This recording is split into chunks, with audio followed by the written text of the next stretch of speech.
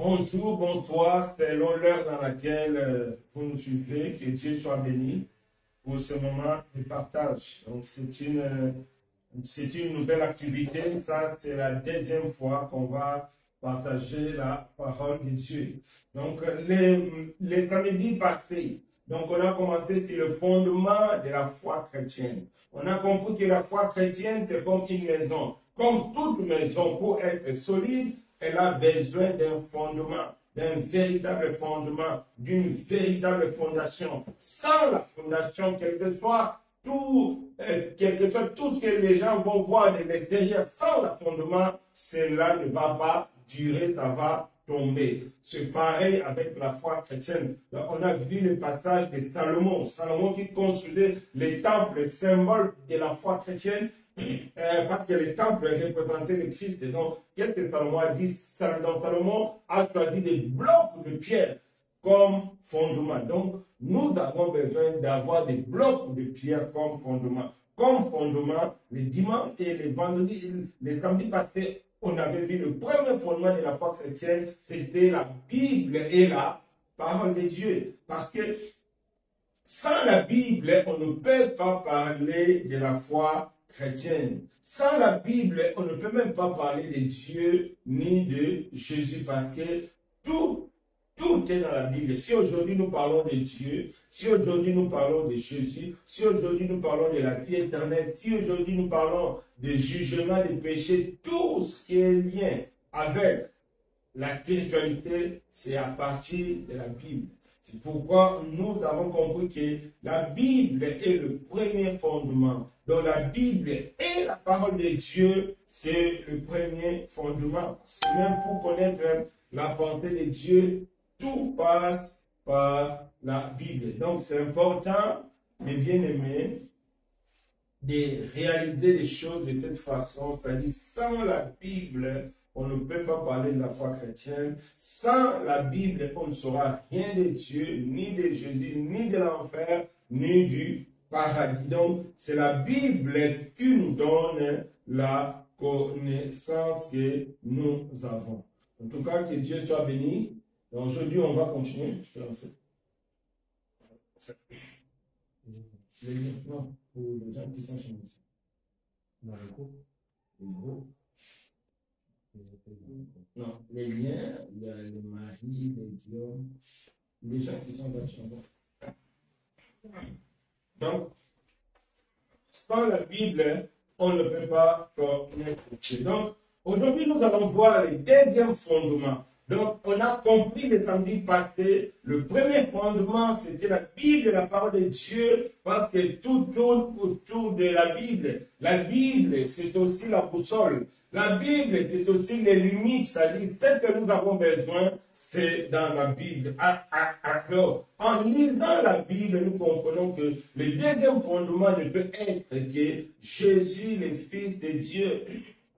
Jésus, le Fils de Dieu, c'est lui le chemin du salut. Si aujourd'hui on est ensemble, si aujourd'hui vous suivez en direct, c'est parce que Dieu a envoyé Jésus pour sauver l'humanité. Dieu a envoyé Jésus pour nous sauver. Sans Jésus, on ne peut pas parler du salut. Sans Jésus, on ne peut pas parler du pardon du péché parce que c'est lui qui est le base et la base de la foi. C'est par lui que nous sommes sauvés. C'est par lui que Dieu nous pardonne. C'est par lui que nous connaissons Dieu. C'est par lui que Dieu habite en nous. Donc, c'est Jésus, le Fils de Dieu, le seul voie du salut, c'est-à-dire le seul chemin du salut. Donc, le deuxième fondement, c'est Jésus, le Fils de Dieu. Donc, pour comprendre ces fondements, nous allons prendre nos Bibles dans le livre.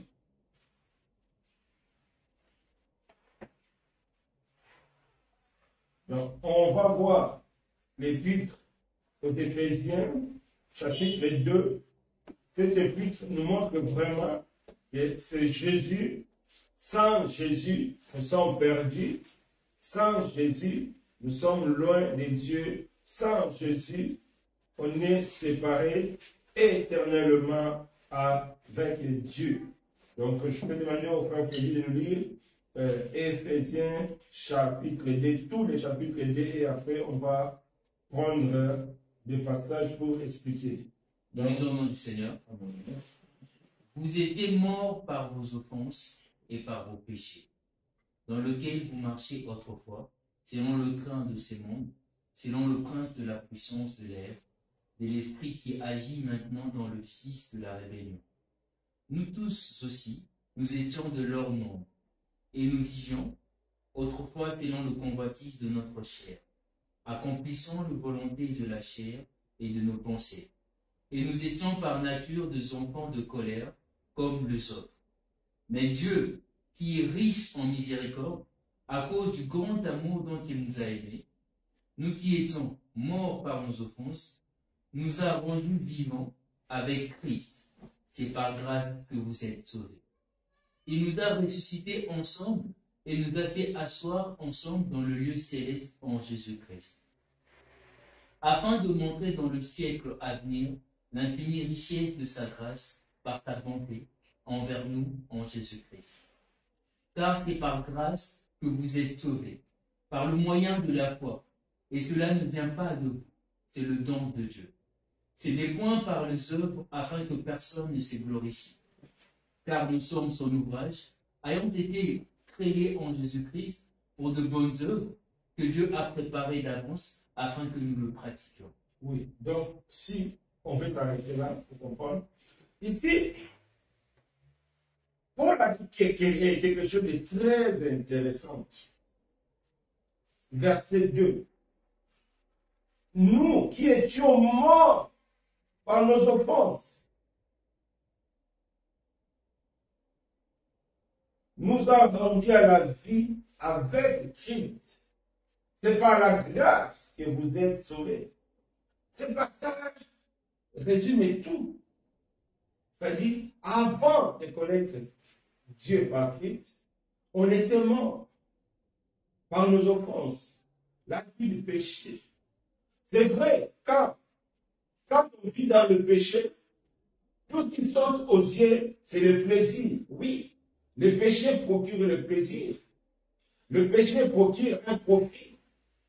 Dans le péché, on vole, on a ce qu'on n'avait pas, on regarde ce qu'on a envie, on touche ce qu'on a envie. Souvent, c'est-à-dire, le péché procure un certain bonheur, un certain plaisir.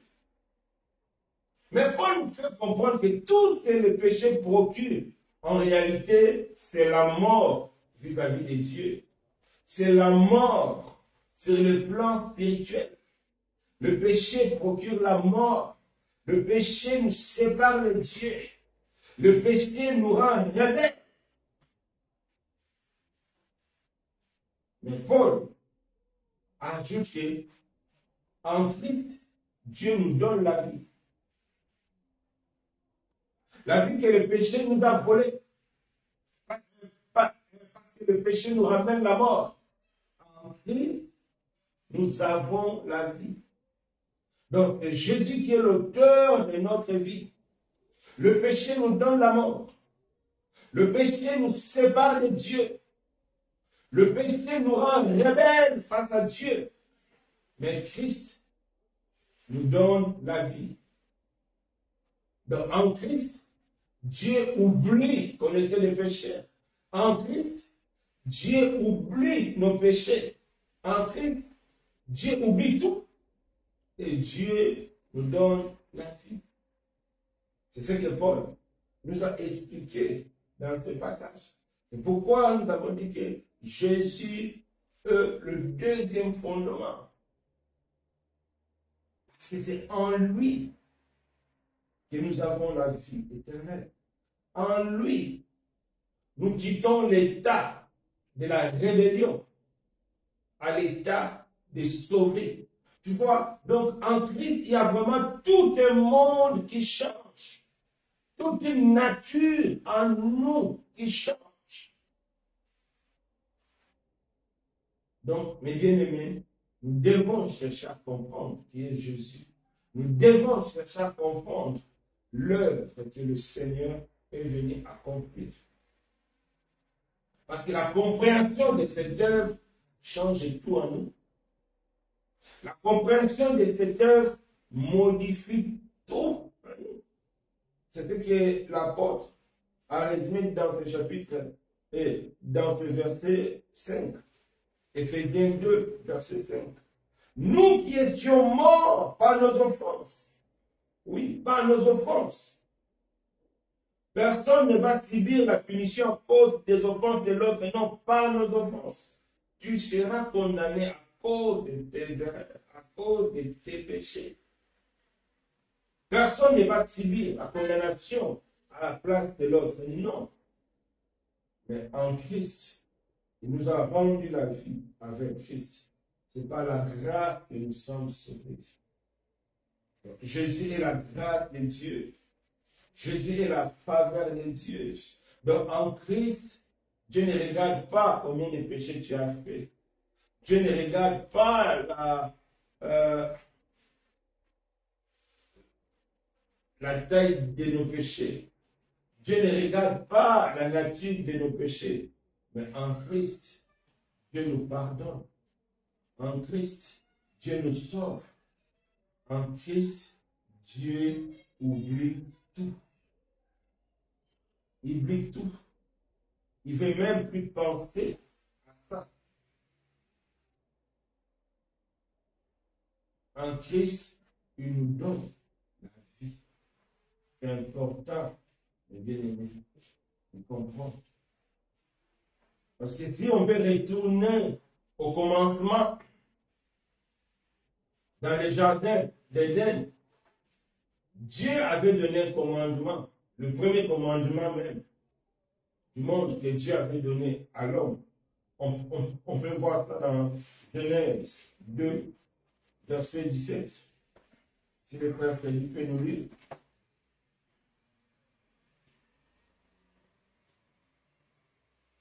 Genèse 2, verset 17. Mais tu ne mangeras pas de l'arbre de la connaissance du bien et du mal, car le jour où tu en mangeras, tu mourras certainement.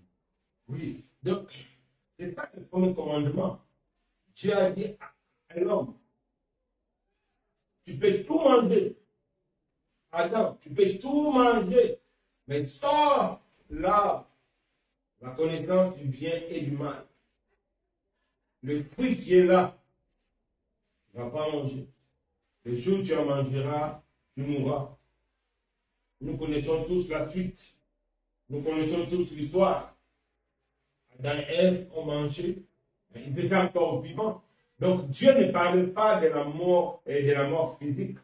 Dieu parlait de la mort spirituelle, donc de la séparation. Quand la Bible parle de la mort, c'est la séparation de l'homme avec Dieu. Dans Ève, on mangeait les fruits. Automatiquement, ils étaient séparés de Dieu. Dieu a chassé l'homme de sa présence. L'homme était chassé à cause du péché. Donc l'homme était séparé de Dieu. L'homme était mort spirituellement. Donc la mort spirituelle, c'est la séparation avec Dieu. C'est le péché qui cause la séparation avec Dieu. C'est lui qui vit dans le péché. C'est lui qui mange dans le péché. C'est lui qui prend plaisir dans le péché. C'est le plan spirituel où il est séparé de Dieu. Si il meurt dans cet état, il va aller en enfer, c'est-à-dire un lieu qui t'éloigne de Dieu éternellement. C'est ça la grande souffrance de l'homme. Tu seras séparé de Dieu éternellement. Mais Dieu, dans son amour, comme Paul nous explique, en Christ, Dieu nous ramène à la vie. C'est ça. Paul a dit, nous tous, on était de leur nombre. Le péché est entré dans le monde. Tout le monde est pécheur. Tout le monde, sans exception. En Christ, Dieu nous appelle à la vie. En Christ, l'homme n'est plus pécheur. En Christ, l'homme devient saint. C'est très important. Celui qui est en Christ n'est plus pécheur. Non, non, non. Celui qui est en Christ devient saint. Donc, c'est très important. Donc, pour avancer, je ne sais pas s'il y a des questions. Est-ce qu'il y a des questions? Même s'il y a des questions. Ça, c'est une question. Donc, on continue. Éphésiens 2, à partir du verset 11 jusqu'à la fin. Là, si la sœur Roxane, tu peux le lire. De 11 jusqu'à la fin.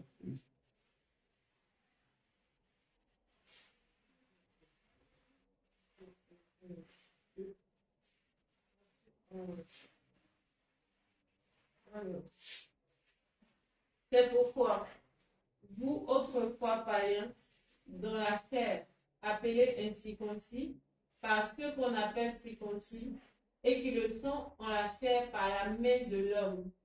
Souvenez-vous que vous étiez en ce temps-là sans Christ, privés du droit de cité en Israël, étrangers aux alliances de la promesse, sans espérance et sans Dieu dans le monde.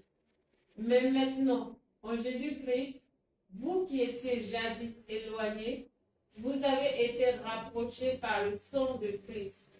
Car il est notre paix, lui qui des deux n'en a fait qu'un, et qui a renversé le mur de séparation, l'intimité, l'inimitié, ayant anéanti par sa chair la loi des ordonnances dans ses prescriptions, afin de créer en lui-même avec les deux un seul homme nouveau, en établissant la paix, et de les réconcilier les uns et les autres en un seul corps, avec Dieu par la croix, en détruisant par elle l'inimitié. Il est venu annoncer la paix à vous qui étiez loin, et la paix à ceux qui étaient près. Car par lui, nous avons les uns et les autres accès au Père, auprès du Père, dans un même esprit. Ainsi donc, vous n'êtes plus des étrangers, ni des gens du dehors, mais vous êtes concitoyens des saints, gens de la maison de Dieu. Vous avez été édifiés sur le fondement des apôtres et des prophètes, Jésus-Christ lui-même étant la pierre angulaire.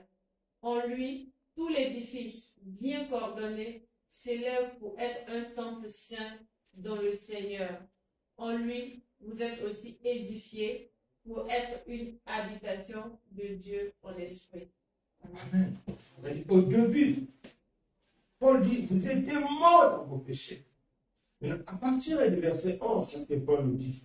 Païens, il y a juifs qui étaient peuple de Dieu naturellement, par naissance, les juifs étaient peuple de Dieu. Et le païen, ils étaient deux personnes séparées. Paul nous rappelle, étant des païens, sans Christ, on était privé des droits de cité en Israël, parce qu'Israël représentait le peuple de Dieu, représentait là où Dieu habitait. Donc, si tu es païen, que tu étais privé, tu n'avais pas le droit d'aller habiter en Israël. C'est-à-dire qu'aujourd'hui, nous comprenons que donc, tu n'avais pas le droit. Donc, tu étais séparé de Dieu. Tu n'avais pas le droit d'être au paradis. C'est ça, c'est ce qu'on peut comprendre aujourd'hui. Donc, un païen n'a pas le droit de se retrouver au paradis. Donc, un païen n'a pas le droit de se retrouver là où il y a le peuple de Dieu. Ici, on parle sur le plan spirituel. On était séparés de Dieu.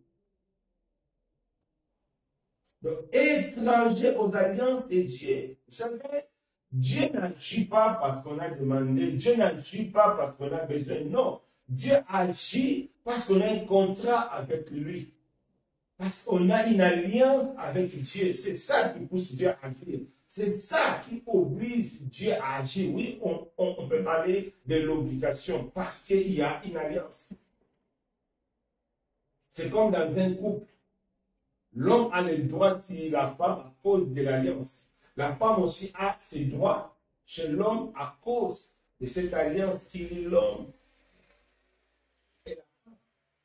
C'est pareil avec Christ. En Christ, nous avons le droit. Mais sans Christ, donc, la Bible dit, souvenez-vous que vous étiez en ce temps-là sans Christ, privé du droit de citer en Israël, étranger aux alliances de la promesse, sans espérance, sans Dieu dans le monde. C'est-à-dire, c'est lui qui n'a pas Christ, il n'a pas le droit de se retrouver au paradis. C'est lui qui n'a pas Christ, il n'a aucun droit, il ne peut rien réclamer à Dieu. Il ne peut rien demander à Dieu parce que tu es étranger aux alliances de Dieu. Donc, tu es étranger aux alliances de Dieu. Parce que tu es sans Christ. Donc, on voit la présence de Jésus dans notre vie change tout, réorganise tout. Tu étais étranger. Maintenant, tu deviens citoyen. Tu prends la nationalité du ciel.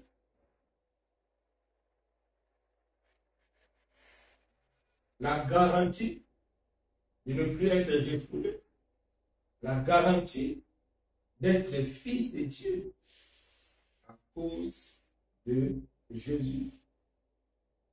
Parce que par sa mort, la séparation, toi qui étais étranger, toi qui étais différent du peuple juif, on parle sur le plan spirituel. Mais en Christ, il n'y a plus de séparation. On devient un, on devient uni, on devient un seul peuple par sa mort. Vous voyez, la compréhension de l'œuvre de la croix nous donne vraiment de l'espérance. Malgré tout ce qu'on a fait comme erreur, malgré tout ce qu'on a fait comme péché, malgré tout ce qu'on a fait comme bêtise, quand tu viens en Christ, Dieu oublie tout, Dieu annule tout. Pourquoi Dieu annule tout? Ce n'est pas par plaisir, non. Parce que Dieu déverse tout en Christ.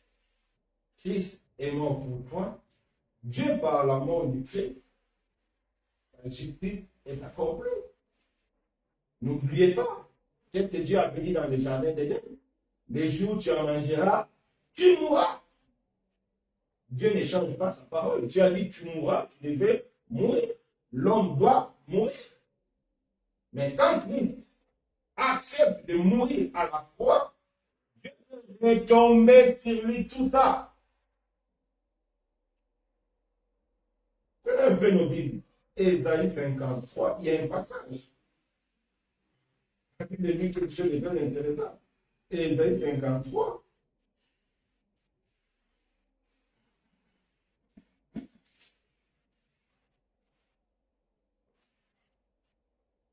Verset 10, la sœur, si tu peux lire, Ésaïe 53, verset 10.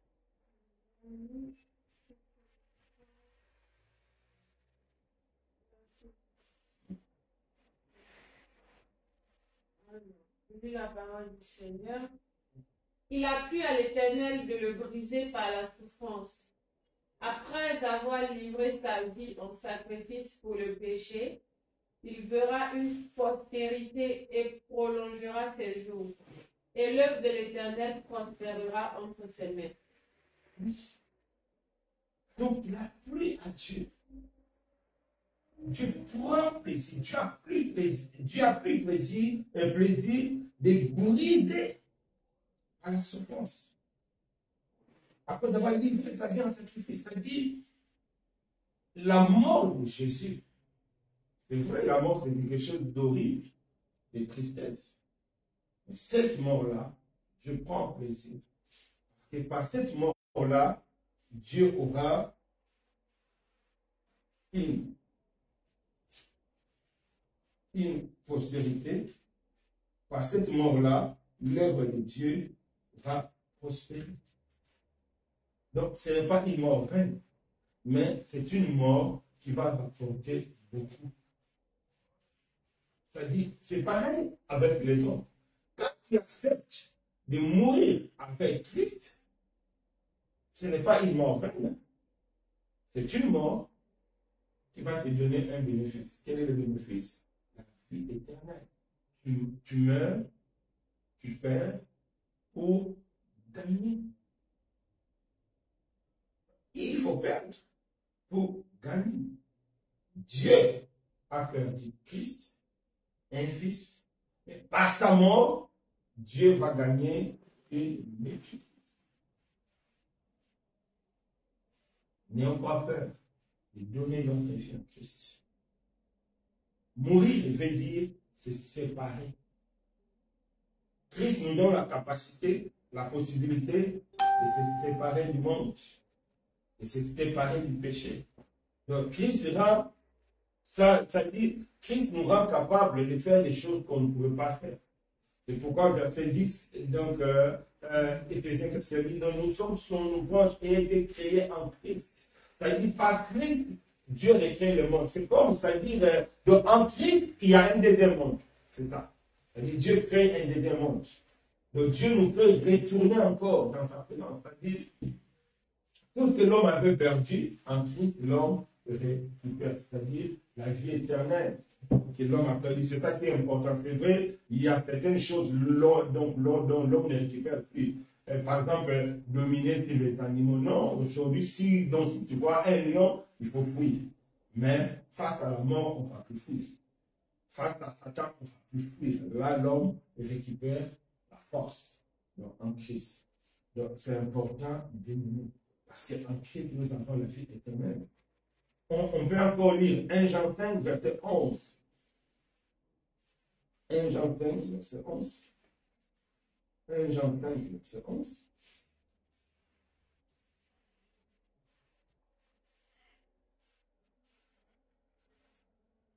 Jean 5, verset 11.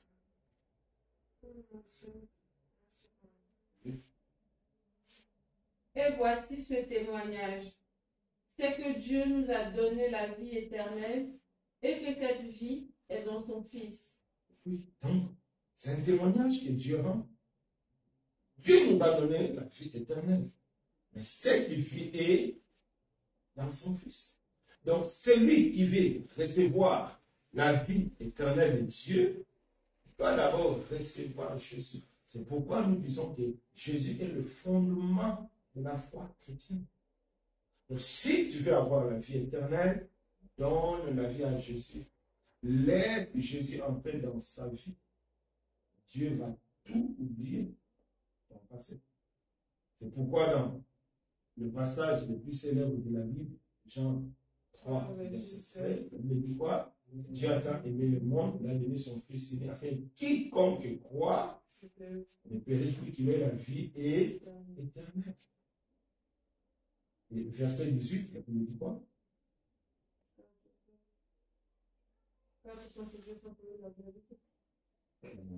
Verset 18. Jean 3, verset 18. Raison pour partir. Bien, le verset 18, c'est très important de verset 18. Des fois, nous oublions ça seulement Jean 16, verset 18, ce que tu avais dit. Celui qui croit en lui n'est point jugé. Mais celui qui ne croit pas est. C'est-à-dire, quand tu crois en Christ, c'est fini. Tu passes les jugements de Dieu. Tu sautes les jugements de Dieu. C'est-à-dire les jugements pour condamner. C'est-à-dire, quand tu es en Christ, il n'y a plus de condamnation. On ne va plus te condamner parce que tu es en Christ. Parce que Christ a subi la condamnation. Ce n'est pas l'injustice, mais c'est la justice de Dieu. Pourquoi? Parce que Christ a subi la condamnation. C'est comme tu pars dans une banque. Tu as besoin d'un crédit. La banque demande toujours la garantie. La banque ne te connaît pas. Si tu donnes de l'argent, tu vas disparaître. C'est comme un jour, je suis parti à la banque me renseigner pour l'aide aux sociétés. La banque était claire. Il dit même pour les Marocains qui ne sont pas résidents au Maroc, on ne donne pas. Il dit si on te donne de l'argent, il va prendre tes valises et retourner dans ton pays. Donc, la banque n'a pas de garantie. C'est comme Dieu en Christ. Donc, Christ est notre garantie. Donc Dieu prend plaisir en Christ parce que Christ est notre garantie, c'est-à-dire toute la condamnation est passée.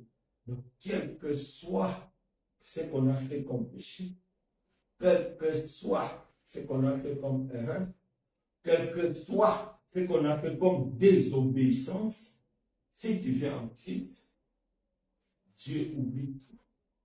Christ devient ta garantie et Dieu te donne la vie éternelle parce que maintenant tu as Christ, parce que c'est Christ qui attire la faveur de Dieu. Donc, mes bien-aimés, Satan nous trompe. Il nous fait comprendre que le péché est normal. Nous sommes encore jeunes. Tout le monde pêche. C'est la tromperie. À cause du péché, Dieu a condamné l'humanité entière dans Adam. À cause des sacrifices du Christ, Dieu sauve l'humanité entière par Christ. C'est pourquoi la Bible parle de Christ, le deuxième Adam. Le premier Adam, c'est la condamnation. Le deuxième Adam, c'est la vie éternelle. Comment quitter le péché? C'est par Christ. Comment résister au péché? Comment vaincre le péché? C'est par Christ. C'est pourquoi nous disons que Christ est une fondation de la foi chrétienne. Et toujours, les derniers passages de Éphésiens 2, la Bible nous dit quelque chose d'intéressant. En lui, vous êtes aussi édifiés pour être une habitation de Dieu en esprit. Quand tu donnes ta vie en Christ, tu deviens une habitation de Dieu. Tu deviens la maison de Dieu. Dieu habite en toi. On a tendance à croire que quand on vient dans l'église, bâtiment, nos assemblées, je pars à la maison de Dieu. Non, c'est toi qui es la maison de Dieu. C'est toi qui amènes Dieu même là-bas dans le bâtiment. C'est toi qui amènes Dieu parce que c'est toi qui deviens habitation de Dieu en Christ. Donc ne sois plus découragé. Ne sois plus fatigué. Quel que soit ce que tu as fait, quel que soit ce que Dieu, le nombre de péchés, le nombre des erreurs, le sang de Jésus, la capacité de la vie. Tu vas devenir enfant de Dieu. Tu auras maintenant droit de citer. Donc, pour terminer, toujours dans Éphésiens 2, verset 11, qu'est-ce que la Bible dit? Maintenant, en Christ et en Jésus-Christ, vous qui étiez jadis éloignés, vous avez été rapprochés par le sang de Christ. Car il est notre paix. Lui, de deux, en a fait un, qui a renversé le mur de séparation. Avant, on était étrangers. On était séparés des peuples de Dieu. Mais en Christ, il n'y a plus de mur de séparation. Il n'y a plus de peuple de Dieu à côté, toi à côté, non. En Christ, on devient un. On devient peuple de Dieu. Au même titre que les Juifs, par la foi. C'est que la Bible nous explique dans le livre de Galates. Dieu avait prévu que les gens qui auront foi en Christ, ils vont devenir les héritiers d'Abraham, les vrais héritiers d'Abraham. C'est que Dieu a prévu, c'est que Dieu nous explique dans le livre de Galates. Donc, c'est très important. Donc, c'est ça, la réalité spirituelle en Christ. Dieu ne tient plus compte de ce que Dieu ne regarde plus ce que tu as fait, mais Dieu te donne une nouvelle vie en Christ. Amen. Je ne sais pas s'il y a des questions, on va répondre avant de conclure. Oui, tu as une question? question, il y a, qu'est-ce qu'on peut comprendre quand on dit que non, en Christ, c'est pour moi son corps? Oui. Il y a Dambi, il y a Kaboulou, il y a Alain, il y a Pierre. Sans Christ, rebelle, personne, c'est pareil. Mais quand vous donnez la vie en Christ, nous devenons un peuple de Dieu. Donc nous devenons peuple de Dieu, nous tous. Donc nous sommes maintenant un. Donc, nous tous, nous sommes cachés en Christ. Qu'est-ce que ça veut dire? Donc nous sommes morts. Il n'y a plus Alain, il n'y a plus Pierre, il n'y a plus quoi. Mais nous sommes cachés en Christ. Donc en Christ, nous devenons un.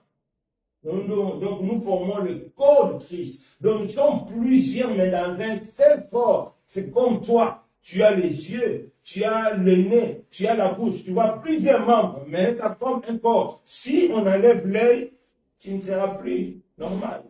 Donc nous formons un en Christ. C'est-à-dire Dieu oublie tout, Dieu nous accepte, nous sommes un. Donc nous formons le corps de Christ. Donc, il n'y a plus de séparation. Christ nous unit en Dieu. Donc, Dieu habite en nous. Il y a un seul Dieu, il y a un seul esprit. Donc, le même esprit habite en nous et nous formons le corps du Christ. Nous sommes un. Il n'y a plus de différence.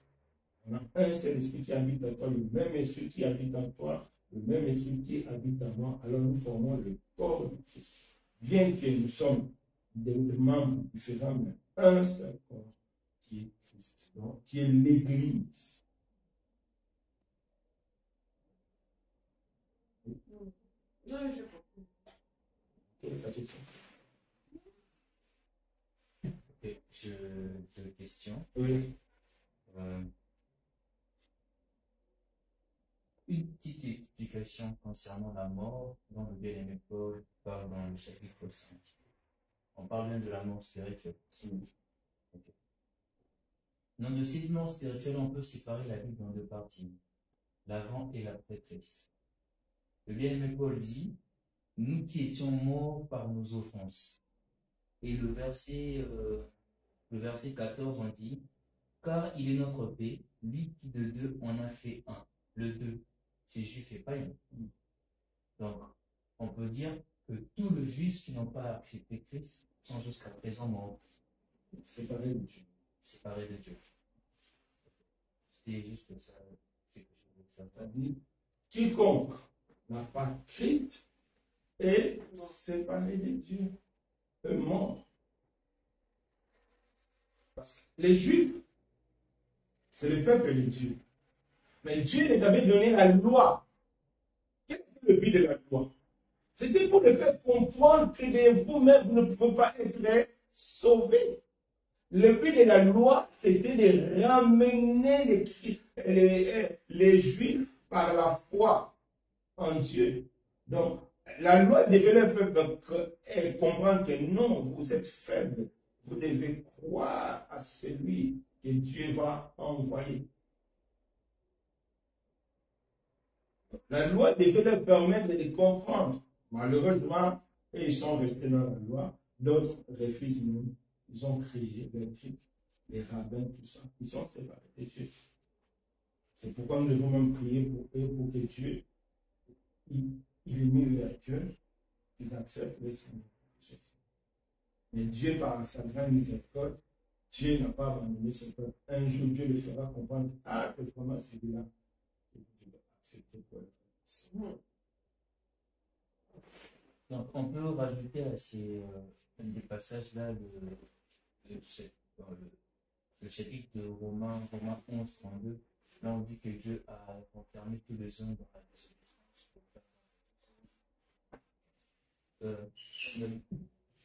L'autre question, je ne sais pas si c'est une question comme telle, mais on peut dire que c'est une question, c'est le verset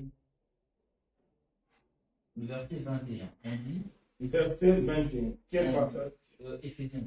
Éphésiens 2, verset 21. En lui, tout l'édifice. L'édifice, c'est le corps du Christ. Oui. Okay. Bien corporeux, s'élève pour être un temple saint dans le Seigneur. Tout l'édifice bien coordonné. On parle d'une coordination dans l'édifice, dans le corps du Christ. Ici, lorsqu'on parle du corps de Christ de cet édifice, on ne fait pas allusion à nos églises. Non. On voit bien l'église spirituelle, le corps du Christ. Peu importe où tu es membre de ces corps-là. Ces corps-là est bien coordonné. Okay. Maintenant, pourquoi on voit une aussi grande différence avec ceux qui professent de bouche être en Christ, et on voit une très grande différence dans des églises. Parce que de nous-mêmes, on ne peut pas dire, sans bien sûr être révélé par le Saint-Esprit, que telle personne est dans le vrai, telle personne est dans le faux, en dehors du fait qu'il y a des actes qui le prouvent. Mais plusieurs personnes ne voient pas les actes à la fin pour les justifier. Mais pourquoi il y a une aussi grande différence même dans les assemblées où on dit être évangélique ou protestant? Pourquoi il y a cette grande différence? On voit c'est comme si ce n'était pas bien coordonné. Or, on doit être à l'image de ce qui est céleste normalement. Oui, bon, c'est quand même notre prédication de demain. En tout cas, c'est la prédication de demain. C'est-à-dire, je peux déjà donner les thèmes parce que je vais envoyer ça bientôt. C'est-à-dire, la vraie Église du Seigneur. La différence de toutes ces assemblées-là, c'est-à-dire, pourquoi il y a cette différence-là? La différence, c'est la base, le fondement. Quelle que soit la faculté de médecine, si tu as bien suivi le programme de la médecine universelle encadré par Omer, à la fin, donc, tu seras docteur. Tu vas soigner. C'est lui qui a les doctorats de la Côte d'Ivoire, du Maroc, du Congo. La base, tu seras capable de prendre soin de maladies. Mais pourquoi cette différence? C'est l'enseignement qui fait la différence. Quand on n'enseigne pas Christ, c'est ça qui fait la différence. Ça dit, même le passage là, tu as mis 21, on va répondre à ça. Cela veut dire, en lui, tout est donc en lui. C'est ça la différence de lui là. C'est la différence. C'est-à-dire, il y a des églises qui n'ont pas lui. Lui, c'est Christ. Tu es dans une église de réveil, on ne t'enseigne pas Christ. C'est la différence. Tu es dans une église protestante, on ne t'enseigne pas Christ. C'est la différence. Mais toutes les églises, quel que soit le nom, si on t'enseigne Christ, c'est ce que Pierre a dit, personne n'a le droit de donner une interprétation particulière. Si tu as compris Christ, partout où tu seras pareil. Bien coordonné, bien ordonné. Oui. Non, mais moi, je t'avais posé la question une fois, parce que j'avais dit que la Bible, elle est une. Donc, c'est pas normal qu'on ait deux hommes de Dieu qui, sur un verset, l'un dit A, l'autre dit B, avec le même verset. Il y a forcément un qui est dans le faux. Oui, puisque le Saint-Esprit, il est un. De la manière qu'il est un, la révélation du verset, de cette parole-là, il va la donner à tout le monde. Tout le monde. Donc, s'il y a une personne qui dit A et une autre personne qui dit B, c'est aux fidèles maintenant d'être habités par le Saint-Esprit pour avoir la vraie révélation. Parce que, autrement, on peut, c'est pas possible. Oui, c'est ça. Aux fidèles, mais c'est que la Bible nous dit d'examiner. Oui. Pourquoi examiner? C'est pour arriver à la vérité. Parce qu'il y a plusieurs mensonges. Mais il y a une seule, la vérité une. Il y a plusieurs mensonges. Mais la vérité est une. Donc si tu as cette vérité, tu seras affranchi.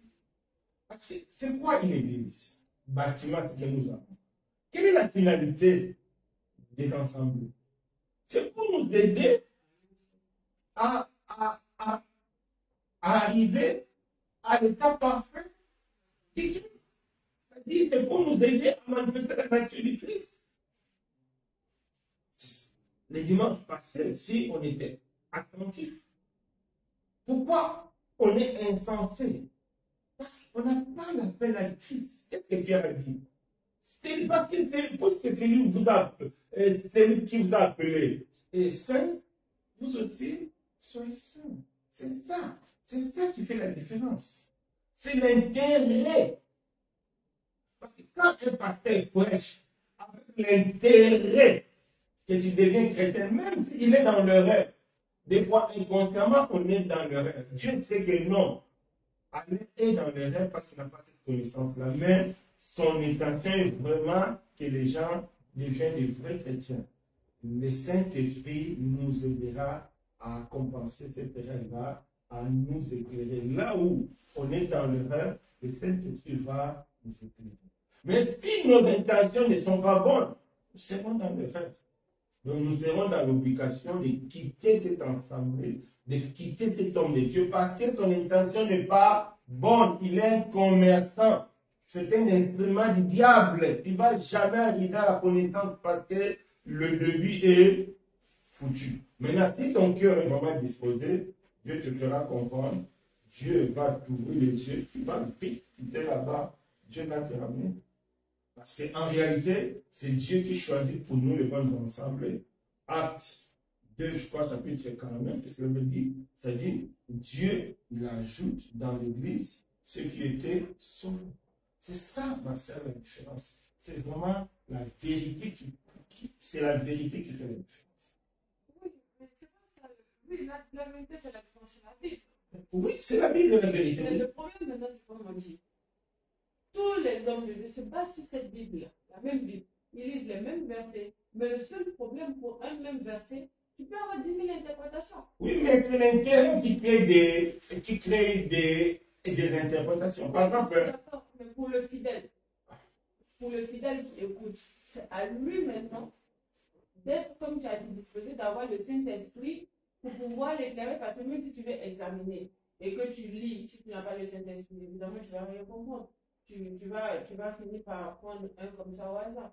Non. Au départ, tu n'as pas le Saint-Esprit. Mais c'est la disposition de ton cœur qui va attirer la faveur de Dieu. Par exemple, il y a des années, je crois même quand j'étais encore païen, j'avais suivi un film. Il paraît, c'est une histoire. Le film en question, c'était quoi? C'était dans une église aux États-Unis. Apparemment, tout vient toujours, tout commence là-bas. Le pasteur, il était un escroc. Il cherchait de l'argent. Il faisait des faux miracles. C'est-à-dire, il avait son équipe. Aujourd'hui, on va faire, donc aujourd'hui, il y aura des miracles. Avec son équipe, ils vont déjà se mettre d'accord. Aujourd'hui, telle personne, tu vas faire un témoignage que tu étais malade, tu es guéri. Tu vas faire un témoignage que tu étais un handicapé, Dieu t'a guéri. Et après Dieu, il y a des témoignages, ah, Dieu m'a sauvé, Dieu m'a sauvé. Oh, parmi tous les faux handicapés, il y avait un vrai. Et maintenant, un vrai a dit que non, les autres sont guéris. Et vrai aussi a mis la vraie foi maintenant, et le vrai s'est levé. Oh, même le pasteur était étonné, choqué, que le vrai handicapé qu'on connaissait, il est guéri. Et là, le pasteur était choqué, il a même fui. C'est là où Dieu l'a ramené à la raison. C'est-à-dire, c'est l'intérêt. Aujourd'hui, pourquoi on est là? C'est pas pour rien, on est là. Il y a un intérêt. L'intérêt, c'est moi. Quel est mon intérêt? Que les gens puissent connaître Christ. Dieu sait qu'on est là réellement pour que les gens vraiment puissent connaître Christ, pour que Roxane puisse connaître Christ. Et cet intérêt-là, parce que cet intérêt est sincère, ça va appeler la faveur de Dieu. Même si on a mal interprété certains versets, Dieu nous aidera par le Saint-Esprit pour comprendre, pour être sauvé. C'est ça. L'interprétation, c'est l'intérêt. Par exemple, si je prends l'exemple de la Côte d'Ivoire, le monsieur qu'on appelle Capou Philippe, son intérêt, c'est de tromper les gens. Il prend un verset de la Bible, c'est Matthieu 23, il explique à sa façon. Il dit que c'est donc lui qui a créé là-bas, l'époux, c'est lui. Donc, Matthieu 25, plutôt, c'est-à-dire l'histoire des 10 vierges. Donc, c'est lui que Dieu a envoyé pour avertir les gens. Donc, c'est lui, notre prophète de ce moment-là. Celui qui ne croit pas en lui ira en enfer. Tu vois? C'est mal intentionné, c'est les gars. Donc, il tourne les choses à sa faveur. Et là, il n'y a pas de salut dedans. Il n'y a pas de salut dedans. Je suis en train de discuter d'aider une soeur qui m'avait dit que non, elle veut comprendre Dieu, elle veut comprendre la parole de Dieu. Maintenant, en discutant, elle m'a dit quelque chose que non, attention, je ne veux pas que tu me dises à changer d'église. Tu vois déjà Dieu de lui. Elle a sa position. Il y a un frein. Donc en réalité, il ne veut pas vraiment comprendre Christ parce que la compréhension du Christ nous oblige à tout abandonner, à suivre le Christ. C'est comme dans un mariage. Mais je ne trouve, si elle est dans un secte, si elle est dans une église qui ne confesse pas Christ comme étant réellement Seigneur et Sauveur, oui, là, elle sera obligée de changer. Et non, on ne va pas dire à la sœur de changer. C'est le Seigneur qui va convaincre la sœur. Mais si elle est dans une église qui confesse le Seigneur Jésus-Christ comme véritable Sauveur et le seul médiateur, je ne vois pas le quoi serait en mal que la sœur puisse demeurer dans cette église-là et avoir de moments de partage avec d'autres personnes qui confessent le Seigneur Jésus comme Seigneur et Sauveur. Parce qu'on vient de dire qu'on est tous un seul corps. Mais ce n'est pas question de domination, c'est un seul corps. Oui, attends, peut-être n'a pas compris. J'ai mal compris. Elle veut apprendre à connaître Christ. Mais en demeurant dans son église. Si dans son église il y a déjà Christ, normalement, elle va se dire. Non, ça dit quoi? Un véritable chrétien qui est né de nouveau, qui prie dans une assemblée, qui est conscient que non, mon assemblée prêche la vérité. Même s'il demande l'aide de quelqu'un, ça ne va même pas passer dans la tête et dire que non, ne me dis pas quitter l'église parce que ce n'est même pas ça le problème. Le problème, c'est de connaître Christ. Nous tous, nous suivons d'autres prédicateurs. On ne suit pas pour aller dans une église. Non, on suit pourquoi? Parce qu'un prédicateur qui prêche Christ, c'est Christ qui prêche. Il ne prêche pas son église. Pourquoi les gens parlent d'église? Parce que c'est les qui les dit que là où tu es, tu ne sais pas vraiment pour éteindre cacher cette voix du Saint-Esprit. Il se cache derrière son église. Oui, mais moi, c'est mon église toujours. C'est-à-dire, au lieu de chercher Christ, lui cherche la faveur de son église. Quand quelqu'un parle de son église, c'est qu'il y a un souci. Quand quelqu'un met en avant son pasteur, c'est qu'il y a un souci. Son église, son pasteur, il y a un souci. Il y a vraiment un souci. La crise n'est pas démon. Est-ce que si toi, quelqu'un te parle de la Bible, est-ce que tu vas invoquer ton pasteur? Ça ne va même pas passer dans la tête. Parler de ton pasteur. Ça ne va même pas passer dans la tête de parler de ton église. Non. Parce que tu sais que dans ton église, tu ne viens pas dans ton église pour l'église, mais tu viens dans ton église pour le Christ. Donc si déjà tu as le Christ, l'église n'est que un support. C'est comme ton école là où tu as eu ton bac. L'école ne te servait qu'un support pour avoir le bac. Une fois que tu as ton bac, ton école c'est fini. Tu vas te séparer sans régler. C'est même avec le choix. Avec le choix. Donc, c'est ça. Est-ce qu'il y a d'autres questions? Donc, c'est important, les gens qui nous suivent ou bien qui vont nous suivre, de réaliser que c'est Jésus qui est la base. On vient dans une assemblée pour connaître Christ. rien que Christ. Quand quelqu'un te dit que non, c'est seulement notre ensemble, il y a déjà un souci, il y a déjà en tout cas, que Dieu nous aide. Donc, on va prier.